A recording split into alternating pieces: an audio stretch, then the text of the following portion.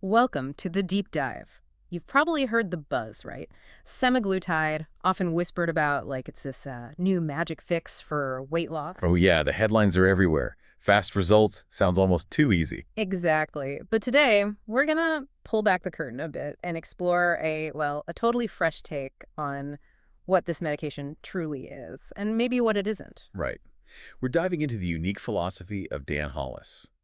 And he really doesn't see semaglutide as the solution, more like a powerful tool, or sometimes he calls it a signal. A signal. Interesting. Yeah, it's a fundamental shift in how we might understand its role. So our mission in this deep dive is to explore how Hollis's protocol, well, it goes way beyond just the medication itself. It Hmm. really digs into the human, the emotional, and the biological sides of weight management. We're pulling insights from his manifesto, his FAQs, and even some really telling field notes he shared. And look, this matters to you because, in a world just overloaded with quick fix promises, getting Hollis's more nuanced perspective, that can really bring some clarity. Yeah. It's about empowering you, maybe, to think about weight loss and your relationship with food in a completely different way, Yeah. a way that might just click with your own experiences.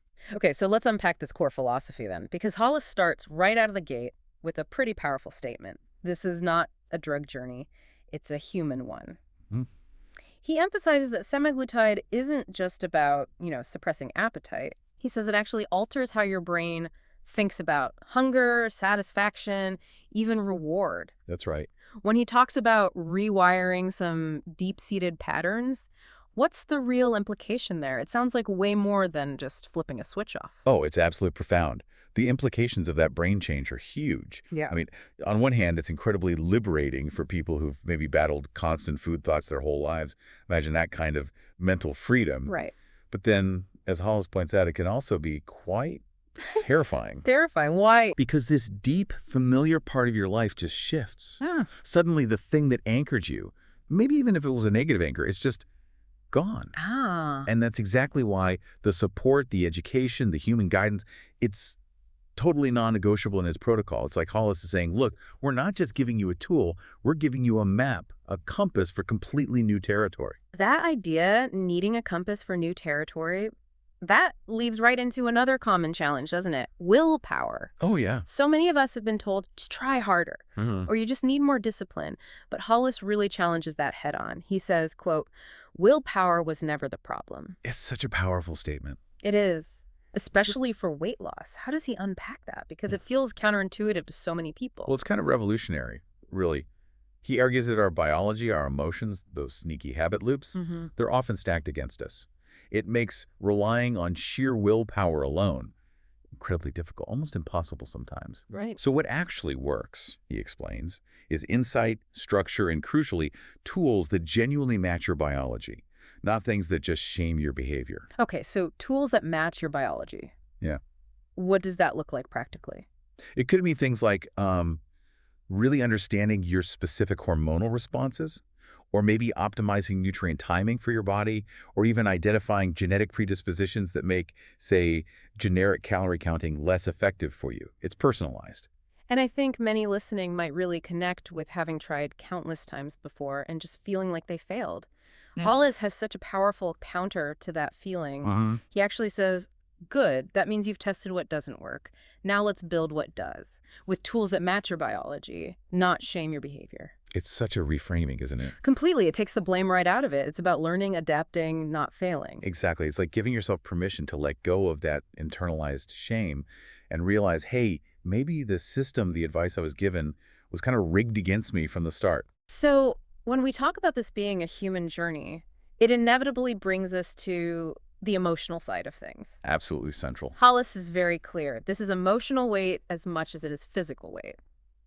Can you elaborate on that? Especially for someone who might feel like, no, it's really just about the food for me. Sure. I mean, we all kind of know we don't just eat because we're physically hungry, right? Right. Anxiety, loneliness. Boredom, stress, the list goes on. Food becomes this go-to coping mechanism for a whole range of feelings. Okay. So this raises a really important question.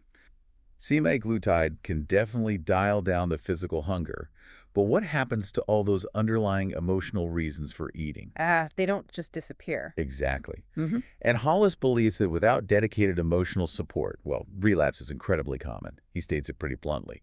People don't relapse because the drug stops working. They relapse because no one helped them rebuild the emotional framework that food used to support. Wow. Rebuild the emotional framework. That's a huge piece often missing. It's critical. This actually brings us to a really powerful concept Hollis calls the quiet window. He shared this anecdote from his field notes about a woman named Kate. Yeah, I remember reading that one. She'd been on semaglutide for a couple of months, losing weight, feeling better, but she described this unsettling feeling. She told him she walked past her pantry and she said, for the first time in 20 years, nothing reached back. Nothing reached back. Powerful image. Right. For her, food had been this constant coping mechanism, this automatic response, and suddenly that craving, that pull, it just wasn't there. And that is the core of what Hollis calls the quiet window. He explains it like this. That's the moment where the food stops answering your questions and the real ones start talking. The real questions. Yeah. And he acknowledges there's often a real grief of losing the thing that numbed you. For Kate, food wasn't just fuel. He described it as her signal, rhythm, and self-story. It structured her days, her responses. Wow. Signal, rhythm, self-story. That's deep. It is. So when that quieted, she felt adrift. Her house felt too quiet, her brain like a library after hours, he said. So basically, the quiet window is that profound, maybe unsettling moment when the medication removes the constant noise of physical cravings, Okay. creating a kind of space or void that then allows those underlying emotional issues to finally surface. It's both a gift and a real challenge. The quiet window. That's such an evocative term. I can really imagine how unsettling that silence must be for someone who's always, used food that way. Definitely. And in this quiet space, Hollis encourages these deeper questions. He wants people to actually ask themselves things like, what am I hungry for when I'm not hungry? Or who am I without the chase? And maybe the most profound one, what's left when the noise goes? It's basically prompting deep self-inquiry, right? Yeah. Facilitated by this newfound quiet, almost like therapy, but driven internally. Yeah, exactly. Now, this deeper emotional work is clearly crucial, but Hollis also brings us back to some really important practicalities. He warns against a common mistake. Right, the speed trap. Yes. He's very direct about the dangers of fast weight loss. He says fast weight loss without metabolic pacing is a trap. Why is that a trap? And what does he actually mean by metabolic pacing? Okay, so metabolic pacing, it's really about preventing your body from hitting that panic button, that dreaded starvation mode where it slows everything down to conserve energy. Which makes future weight loss even harder. Exactly. If you drop weight too quickly, your metabolism can slow right down, you often lose valuable muscle mass along with fat, and ultimately your long-term results are actually worse. So pacing is about sustainability. Totally. It's about carefully timing your nutrition, your habits, your exercise, even your rate of loss, in a way that your body can actually sustain long-term. He uses this great analogy. You're not here to win the race. You're here to finish it. I like that. Finish the race. Yeah. It means focusing on things like maintaining muscle mass, supporting your basal metabolic rate, not shocking your system. It often involves specific nutritional strategies, resistance training. It's a whole plan. Which leads us right to another critical part of his protocol. The real work begins after the medication. Yes. This is so important. Because this isn't usually a forever drug for most people. Rarely not, no. And Hollis knows that when people stop taking semaglutide without a really clear plan in place, while those old patterns can creep back in, appetite returns, those emotional triggers reactivate. And you often see rebound weight gain. It's a common pitfall. So zooming out, this is why Hollis is so proactive about the exit strategy. Absolutely. He says, I never start someone on semaglutide without a clear off-ramp. And this connects directly to what he calls identity work. Identity work. Tell me more about that. It's the process of actually becoming the kind of person who doesn't need weight loss as a project anymore, shifting your identity. Wow. For him, success isn't defined not by the number on the scale, he says, but by how many coping mechanisms we've replaced with real tools. The weight loss. That's just a side effect of clarity. A side effect of clarity that really flips the usual narrative. Completely. It's about shifting your entire relationship with yourself, your food, your habits. So often when we talk about weight loss, it's just layered with these feelings of failure, of shame from past attempts.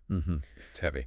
But Hollis seems determined to just remove that entirely. He says, there is no shame here, only process. Yes. He's quick to reassure people. You are not broken, not lazy, not undisciplined. Instead, you're often just working against a biology that hasn't been properly explained to you, maybe, and a culture that kind of profits from that confusion.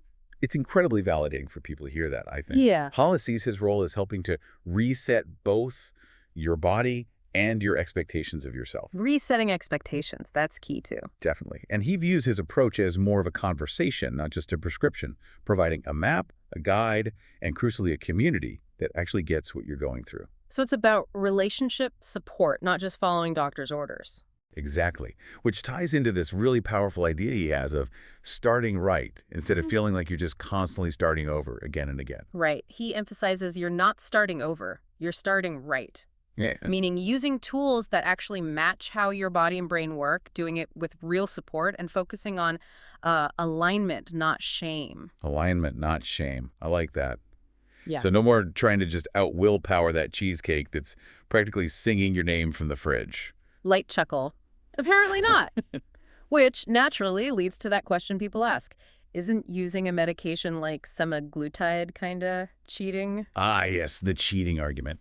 Hollis has a very strong counter to this. What does he say? He says, if your body's biochemistry is rigged against you, using science to unrig it isn't cheating, it's adapting.